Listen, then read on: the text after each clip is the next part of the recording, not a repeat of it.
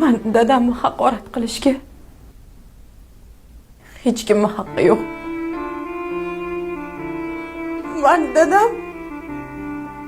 Mani dadam dunyodagi eng yaxshi ota. U nogiron emas. Dadam nogiron emas.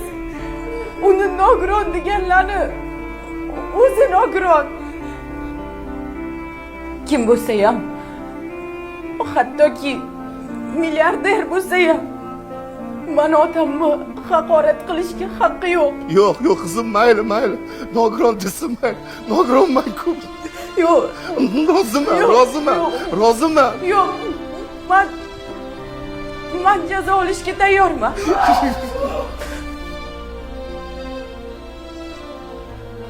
Sud maslahatiga kiradi.